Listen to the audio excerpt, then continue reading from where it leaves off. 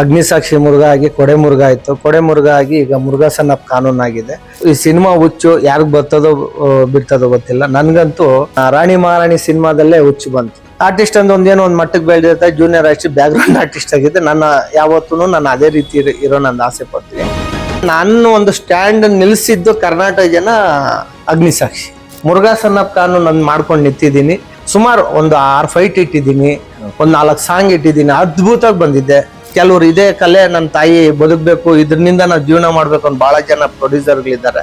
ಇವತ್ತು ಒಬ್ಬ ಪ್ರೊಡ್ಯೂಸರ್ ಉಳಿಸ್ಕೊಂಡ್ರೆ 100 ಜನ ಟೆಕ್ನಿಷಿಯನ್ಗೆ ಊಟ ಕೊಡ್ತಾರೆ, 100 ಜನ ಆರ್ಟಿಸ್ಟ್ಗಳಿಗೆ ಊಟ ಕೊಡ್ತಾರೆ. ಪ್ರೊಡ್ಯೂಸರ್ನೇ ಸಾಯಿಸ್ತಾ ಇದಾರೆ. ಆ ಮಟ್ಟಕ್ಕೆ ಬೆಳೀತದೆ ನಮ್ಮ ಇಂಡಸ್ಟ್ರಿಯಲ್ಲಿ. ನಂದು ಯಾವ ಬ್ಯಾಕ್ ಗ್ರೌಂಡ್ ಇಲ್ಲ. ನಮ್ಮ ಅತ್ತೆ ಮಾವ, ಅಣ್ಣ ತಮ್ಮ, ಅಪ್ಪ ಅಮ್ಮ ಯಾರು ಇಲ್ಲ ಯಾರೋ ಕೈ ಹಿಡ್ದು ಒಂದ್ ಹೆಲ್ಪ್ ಮಾಡಿದವ್ರು ಇಲ್ಲ. ಓನ್ ಆಗಿ ಬೆಳ್ದಿರೋದು ಇದು ಕಷ್ಟ. ಅಂದ್ರೆ ನೀವು ಕೊಟ್ಟಿರೋ ಭಿಕ್ಷೆನೆ ನೀವು ಕೊಟ್ಟು ಯಾವತ್ತು ನಿಮ್ಮ ಮನೆ ಮಗನಾಗಿರ್ಬೇಕಂದ್ರೆ ನಾನು ಆಸೆ ಪಡ್ತೀನಿ. ಸರ್, ತಾವು ಅಂದ್ರೆ ಬೆಳೆದು ಬಂದಂತ ರೀತಿನೇ ವಿಭಿನ್ನ. ಒಂದೊಂದು ಕಷ್ಟಗಳನ್ನ ಅಂದ್ರೆ ತುಂಬಾ ಕಷ್ಟಗಳನ್ನೇ ನೋಡ್ಕೊಂತ ಇಲ್ಲಿ ಗಂಟ ಬಂದ್ ನಿಂತಿರ್ತಕ್ಕಂಥವ್ರು ತಾವು. ಸೊ ಏನ್ ಅನ್ನಿಸ್ತಾ ಇದೆ ಸರ್? ಮೊದಲಿಗೆ ಎಲ್ಲರಿಗೂ ನಮಸ್ಕಾರ. ನಿಮ್ಮ ಪ್ರೀತಿಯ ಮುರುಘಾ, ಏನ್ ಮುರುಘನ್ ಹೆಸರು ಕೊಟ್ರು ಆ ಮುರುಘಾ ಈಗ ಅಗ್ನಿಸಾಕ್ಷಿ ಮುರುಘಾ ಆಗಿ ಕೊಡೆ ಮುರುಘಾ ಆಯ್ತು. ಕೊಡೆ ಮುರುಘಾ ಆಗಿ ಈಗ ಮುರುಘಾ ಸನ್ ಆಫ್ ಕಾನೂನ್ ಆಗಿದೆ. ನೆಕ್ಸ್ಟ್ ಇನ್ನೊಂದು ಮುರುಘಾನೇ ಬರ್ತಾ ಇದೆ. ಯಾಕಂದ್ರೆ ನೀವು ಕೊಟ್ಟಿರೋ ಪ್ರೀತಿ, ನೀವು ಕೊಟ್ಟಿರೋ ವಿಶ್ವಾಸ ಯಾವತ್ತು ಇದನ್ನೇ ಉಳಿಸ್ಕೊಂಡು ಹೋಗೋಣ ಅಂದೇಳಿ. ಕಷ್ಟ ಅನ್ನೋದಕ್ಕಿಂತ ಸುಖ ಪಟ್ಕೊಂಡು ಬಂದೆ. ನಮ್ಮ ಫ್ಯಾಮಿಲಿಯಲ್ಲಿ ಬಂದು 10 ಜನ ಮಕ್ಕಳು, 5 ಜನ ಗಂಡು ಮಕ್ಕಳು, 5 ಜನ ಹೆಣ್ಮಕ್ಳು. ಅದರಲ್ಲಿ 4ನೇವನು ನಾನು.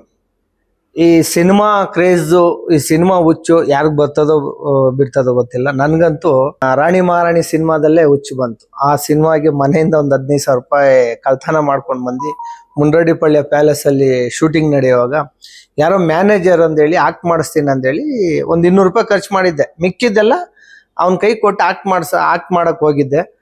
ಅದರಲ್ಲಿ ಆ ಸಿನಿಮಾದಲ್ಲಿ ನೋಡಿದ್ರೆ ನಾನು ಕಾಣಿಸಿಲ್ಲ. ಲಾಸ್ಟ್ಗೆ ಏನ್ ಮಾಡ್ದೆ, ಕಾಸು ಇಲ್ಲ ಏನಿಲ್ಲ ಅಂದೇಳಿ ಅಲ್ಲೇ ಬಿದ್ದು ಬಿಡಬೇಡ್ದಂದೇಳಿ ಈ ಮಟ್ಟಕ್ಕೆ ಬೆಳೆಯೋಕ್ ಕಾರಣ ನೀವು ಒಂದ್ ಹೇಳ್ಬೋದು. ಅಗ್ನಿಸಾಕ್ಷಿಲಿ ನಿಮ್ಮನ್ನ ನೋಡಿದಂತ ರೀತಿನೇ ಬೇರೆ. ಆ ಒಂದು ಗೆಟಪ್ ನೋಡಿದ್ರೆ ಇವತ್ತಿಗೂ ಕೂಡ ಭಯ ಹುಟ್ಟಾಕತ್ತೆ. ಸೊ ಆ ತರ ಕ್ಯಾರೆಕ್ಟರ್ ಮಾಡ್ಕೊಂಡ್ ಬಂದಂತವ್ರು ಇವತ್ತು ಕಾನೂನನ್ನ, ಇಡೀ ಸಮಾಜಕ್ಕೆ ಕಾನೂನಿನ ಒಂದು ರಕ್ಷಣೆ ಅಂತಂದ್ರೆ ಏನು ಎತ್ತ ಅನ್ನೋದನ್ನೆಲ್ಲ ತೋರ್ಸೋದಕ್ಕೆ ಹೋಗ್ತಾ ಇದ್ದೀರಿ ಸರ್ ತಾವು.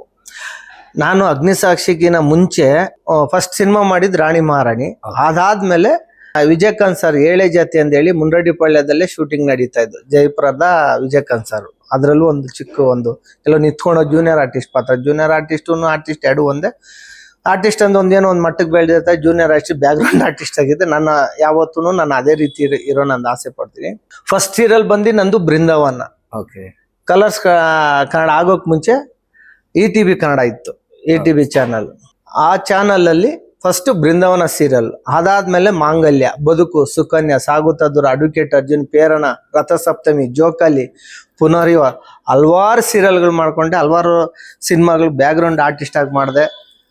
ನನ್ನ ಹಣೆ ಬಾರಿಗೆ ಏನಾಯ್ತು, ಅಗ್ನಿಸಾಕ್ಷಿಯಲ್ಲಿ, ಅದಕ್ಕೆ ಮುಂಚೆ ಶಂಕರ್ಲಿಂಗ ಕ್ಯಾರೆಕ್ಟ್ರು ಜೋಕಾಲಿಯಲ್ಲಿ, ಅದಾದ್ಮೇಲೆ ಚಿಕ್ಕಮ್ಮದಲ್ಲಿ ಶ್ರೀನಿವಾಸ್ ಪ್ರಭು ಸರ್ ಜೊತೆಲಿ ಒಂದು ಸೀರಿಯಲ್. ಸುಮಾರು ಸೀರಿಯಲ್ ಅಲ್ಲಿ ಒಳ್ಳೆ ಸಿಕ್ಕಿತ್ತು.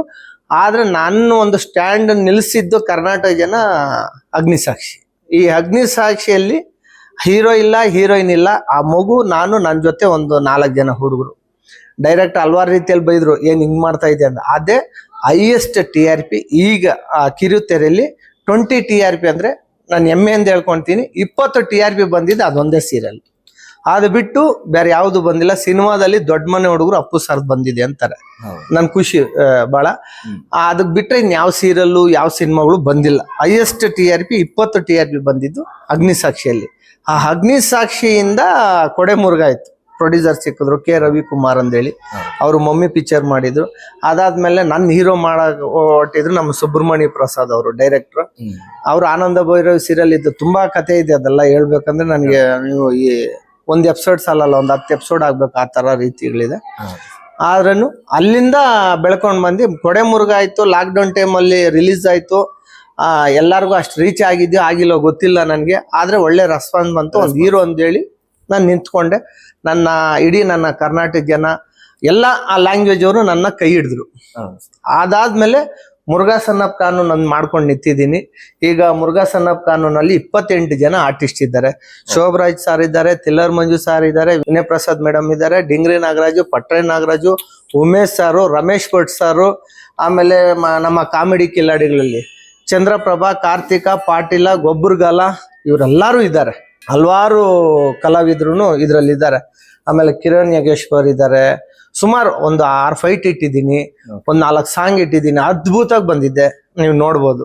ಎಸ್ ಸರ್, ಇಡೀ ನಮ್ಮ ಕನ್ನಡ ಸ್ಯಾಂಡಲ್ವುಡ್ ನಲ್ಲಿ ಏನ್ ಕಲಾವಿದರು ಇದ್ದಾರೆ, ಆ ತಾರಾಬಣ ಗಣನೆ ಹಾಕೊಂಡಿರ್ತಕ್ಕಂಥದ್ದು ಇನ್ನೊಂದು ವಿಶೇಷ.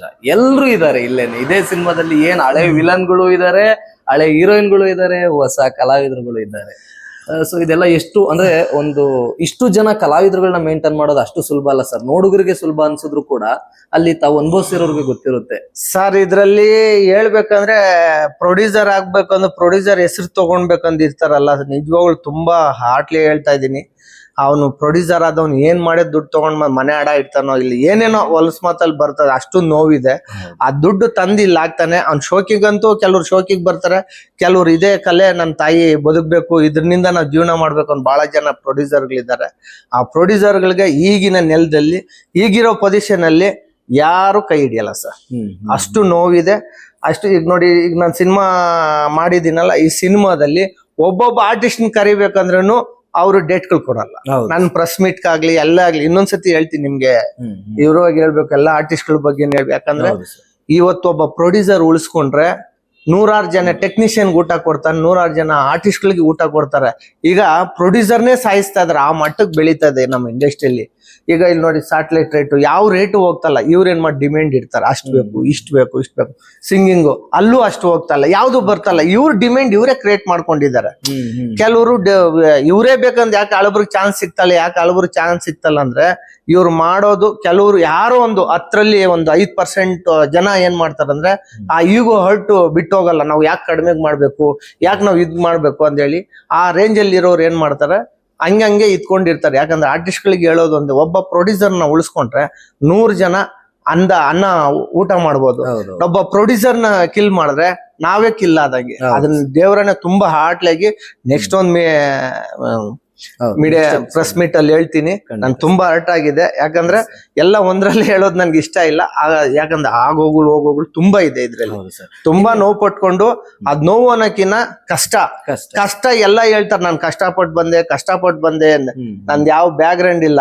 ನಮ್ಮ ಅತ್ತೆ ಮಾವ, ಅಣ್ಣ ತಮ್ಮ, ಅಪ್ಪ ಅಮ್ಮ ಯಾರು ಇಲ್ಲ ಯಾರೋ ಕೈ ಹಿಡ್ದಿ ಒಂದ್ ಹೆಲ್ಪ್ ಮಾಡಿದವ್ರು ಇಲ್ಲ.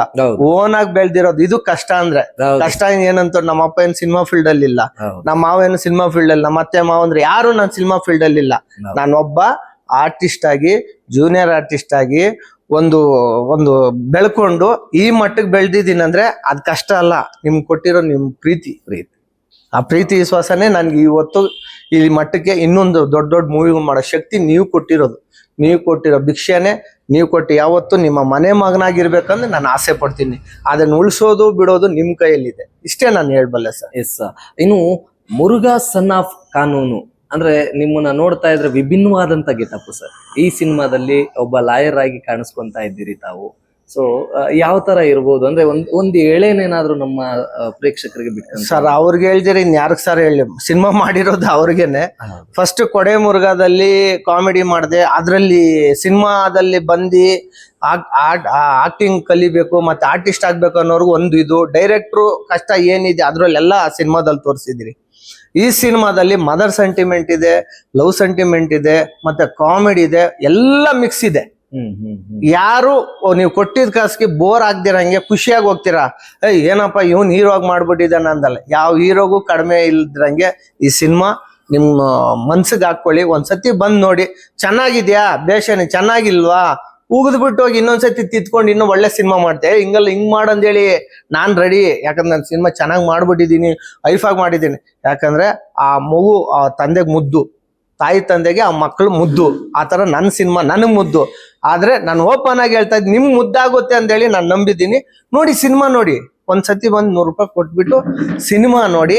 ನಿಮ್ಗೆ ಇಷ್ಟ ಆದ್ರೆ ಆಲ್ ದ ಬೆಸ್ಟ್ ಹೇಳಿ. ಇಷ್ಟ ಇಲ್ಲ, ಚೆನ್ನಾಗಿಲ್ಲ ಇನ್ನೊಂದ್ಸತಿ ಚೆನ್ನಾಗಿ ಮಾಡು ಮಗ ಅಂತೇಳಿ ನಾನು ಅದಕ್ಕೆ ನಿಮ್ಗೆ ತಲೆ ಬಾಗ್ತೀನಿ. ದಯವಿಟ್ಟು ಬಂದು ಕನ್ನಡ ಸಿನಿಮಾಗಳು ಬಂದು ನೋಡಿ ಆಶೀರ್ವಾದ ಮಾಡಿ ಅವ್ರಿಗೆ ಬೆಳೆಸಿ ಅಂತ ಕೇಳ್ಕೊಂತ ಇದ್ದೀನಿ.